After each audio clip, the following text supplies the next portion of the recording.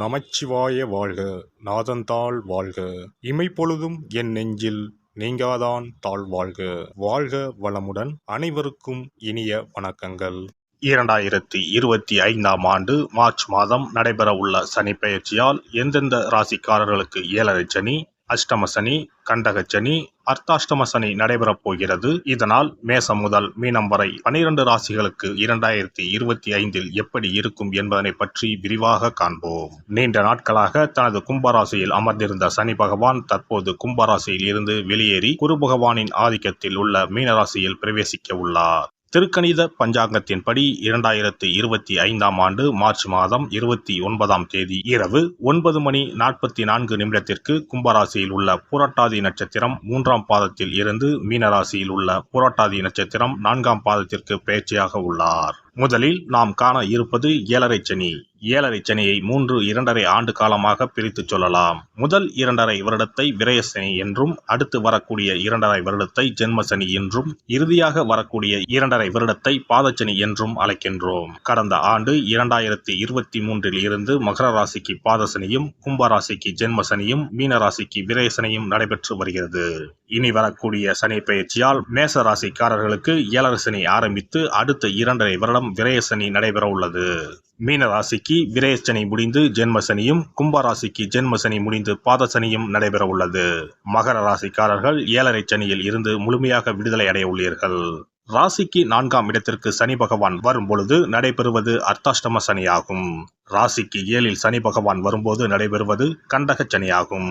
ராசிக்கு 8இல் சனி பகவான் வரும்போது அஷ்டம சனி நடைபெறும். வரும் சனி பெயர்ச்சியின் போது மகரம், கடகம், விருச்சிக ராசிக்காரர்கள் சனியின் பாதிப்பில் இருந்து விடுபட உள்ளீர்கள். மேச ராசிக்கு விரயச்சனியும், ரிஷப ராசிக்கு லாபச்சனியும், மிதுன ராசிக்கு கர்மச்சனியும், கடக ராசிக்கு பாக்கியச்சனியும் நடைபெறப் போகிறது. சிம்ம ராசிக்கு அஷ்டமச்சனி, கன்னி ராசிக்கு கண்டகச்சனி, துலாம் ராசிக்கு ரோகச்சனி, விருச்சிக ராசிக்கு பஞ்சம சனி, தனுசு ராசிக்கு அர்த்தாஷ்டம சனி, மகர ராசிக்கு சகாய சனி, கும்பராசிக்கு பாதசனி, மீன ராசிக்கு ஜென்மசனி நடைபெற உள்ளது. இனி இந்த பெயர்ச்சியால் உங்கள் ராசிக்கு உண்டாகும் சுபபலன் என்ன என்பதனையும், அசுப பலன் ஏற்படுமாயின் ராசிக்காரர்கள் செய்ய வேண்டிய பரிகாரம் என்ன, வழிபட வேண்டிய தெய்வம் யார் என்பதனை பற்றியும் விரிவாக காண்போம். நடைபெற போகும் இந்த சனி பெயர்ச்சியால் உங்கள் வாழ்வில் வளமும் நலமும் செல்வ செழிப்பும் பெற்று வாழ்வில் உயரிய நிலையை அடைய எல்லாம் வல்ல எம்பெருமானை வேண்டி விரும்பி கேட்டுக்கொள்கிறேன். சிம்மராசி அன்பர்களே, சிம்மராசிக்காரர்கள் பரபரப்புடனும் பறந்து விரிந்த மனப்பான்மையும் கொண்டவர்கள். 2025ஆம் ஆண்டு சனி பெயர்ச்சியில் சிம்மராசிக்கு அஷ்டம சனி தொடங்குகிறது. இது என்ன மாதிரியான தாக்கத்தை ஏற்படுத்தும், என்னென்ன குழப்பங்கள் நிலவும், சனி பெயர்ச்சியால் சிம்மராசிக்கு வரவுள்ள நன்மைகள் என்ன, தீமைகள் என்ன என்பதனை பற்றி காண்போம். சிம்ம ராசிக்கு இத்தனை நாள் சனி பகவான் 7ஆம் இடத்தில் அமர்ந்திருந்தார். 7ஆம் இடம் என்பது கலத்திரஸ்தானம். சிம்ம ராசிக்கு அதிபதி சூரிய பகவான். 7ஆம் இடம் சனி பகவான். சூரியனும் சனியும் சத்ரு கிரகங்கள். 7ஆம் இடம் திருமண வாழ்வை குறிக்கும். இதுநாள் வரை அவர்களுக்கு திருமண வாழ்வு பிரச்சனையாக இருந்திருக்கும். சிம்மத்துக்கு அஷ்டம சனி தொடங்குகிறது. இதனால் சனி பகவான் 8ஆம் இடத்திற்கு வரப்போகிறார். சனி பகவான் இருக்கும் இடத்தில் பிரச்சனைகள் தொடங்கும். 7.5 சனியில் பாதி தாக்கம் அஷ்டம சனியில் இருக்கும். குழந்தைகள் சம்பந்தப்பட்ட விஷயத்தில் கவனமாக இருக்க வேண்டும். குழந்தைகள் விஷயத்தில் புதிய முடிவுகள் எடுக்காமல் இருப்பது நல்லது. திருமண வரன் சம்பந்தப்பட்ட விவகாரத்தில் சங்கடங்கள் வந்து செல்லும். அதனால் எதையும் நன்கு திட்டமிட்டு செய்வது நல்லது. லாபஸ்தானத்தில் குரு பகவான் அமர்வதால் எவ்வளவு பிரச்சனைகள் வந்தாலும் அதை சமாளிக்கும் ஆற்றலும் கிடைக்கும். 6ஆம் அதிபதி 8ஆம் இடத்தில் வருவதால் சில யோகங்கள் வரலாம். நீண்ட கால பகைகள் விலகும். குழந்தை பாக்கியம் உண்டாகும். திருமணம் ஆகாதவர்களுக்கு திருமணமாகும். ராசியில் கேது பகவான் இருப்பதால் ஞானம் கிடைக்கும். சனி பகவானால் வேலை உள்ளிட்டவற்றில் மிகப்பெரிய மாற்றங்கள் கிடைப்பதற்கும் வாய்ப்புள்ளது. அது கடினமாக இருந்தாலும் கெட்டியாக பிடித்து கொள்ள வேண்டும். தேடி வரும் வாய்ப்பை சரியாக பயன்படுத்திக் கொள்வது புத்திசாலித்தனம். பிரிந்த கணவன் மனைவி சேர்வதற்கும் வாய்ப்புள்ளது. பணியில் வெளிநாடு வாய்ப்புகள் உருவாகும். வாழ்க்கை துணையால் சொத்துக்கள் சேரும். சனி பகவானின் புதனின் நட்சத்திரத்தில் சஞ்சாரம் செய்வதால் சில நேரம் உங்கள் வாக்குறுதியை நிறைவேற்ற முடியாத சூழ்நிலையும் உருவாகும். சட்டம் வழக்கு விஷயத்தில் மிகுந்த கவனமுடன் இருக்க வேண்டும். எதிர்பாராத பிரச்சனைகள் வரலாம். கடன் கொடுப்பதையும் தவிர்க்க வேண்டும். கவனமாக இல்லாவிடின் அவமானங்கள், தோல்விகள் சந்திக்க நேரலாம். கோபத்தை தவிர்க்க வேண்டும். கணவன் மனைவி இடையே பிரச்சனைகள் வந்து செல்லும். வேலைப்பளு அதிகரிக்கும். வாகனத்தில் கவனமாக செல்ல வேண்டும். இரவு நேர பயணத்தை தவிர்ப்பது நன்மை தரும். ஆரோக்கியத்தில் கவனமாக இருக்க வேண்டும். பெரிய முதலீடு தொழில் தொடங்குவது சிக்கலை ஏற்படுத்தலாம். தந்தை உடல்நலத்தில் கவனமாக இருக்க வேண்டும். 8ஆம் இடத்தில் உள்ள சனி பகவான் 2ஆம் இடத்தை பார்ப்பதால் வார்த்தைகளை கவனமாக பயன்படுத்த வேண்டும். கடன் வாங்கவே கூடாது. மாணவர்கள் படிப்பில் மிகுந்த கவனமுடன் இருக்க வேண்டிய காலகட்டம் இதுவாகும். ராசிக்கு 12வது இடத்தில் செவ்வாய் சஞ்சாரம் செய்வதால் பெண்கள் தங்களின் ஆரோக்கியத்தில் மிகுந்த கவனமாக இருக்க வேண்டும். முக்கியமாக பெண்கள் கால்பாதம் பகுதியில் அதிக எச்சரிக்கையுடன் இருப்பது நல்லது. நரம்பு சம்பந்தப்பட்ட விஷயத்திலும் கவனமாக இருக்க வேண்டும். கணவரின் உறவினரிடம் யோசித்து பேச வேண்டும். வீண் விவாதங்களை தவிர்ப்பது நல்லது. எதிலும் நிதானமாக செயல்படுவது நன்மை தரும்.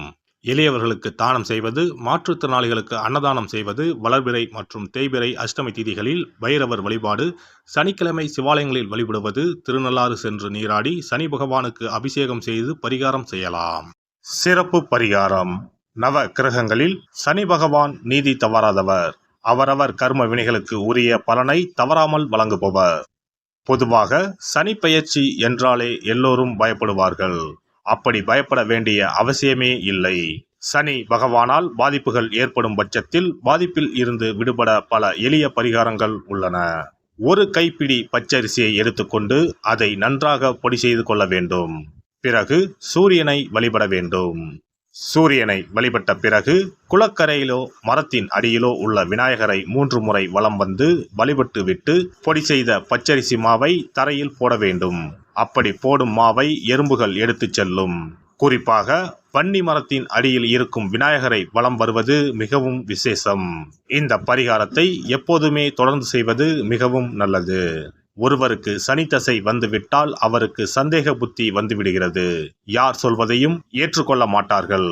குறிப்பாக அஷ்டமத்து சனி மிகவும் கஷ்டப்படுத்திவிடும். 7.5 சனியின் பாதிப்பை விடவும் அஷ்டமத்து சனி மிக அதிக பாதிப்பை ஏற்படுத்தும்.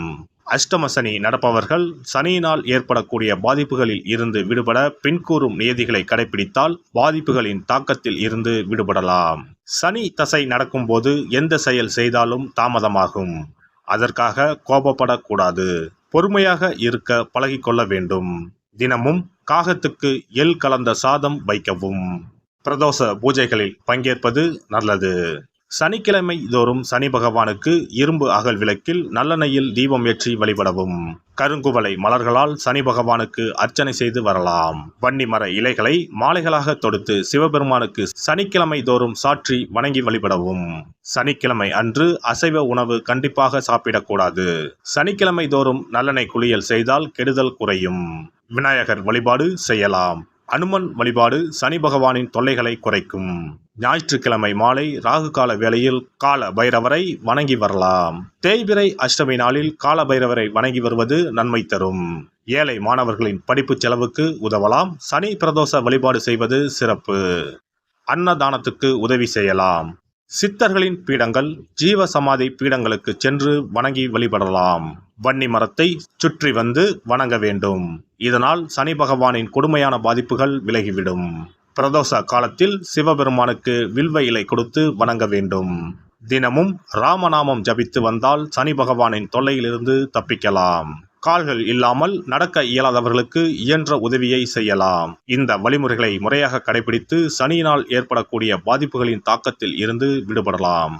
எல்லாம் வல்ல இறையருளால் நீங்களும் உங்கள் அன்பு குடும்பமும் உடல் நலம், நீலாயுள், நிறை செல்வம், உயர் புகழ், மெய்ஞானம் ஓங்கி வாழ்க வளமுடன்.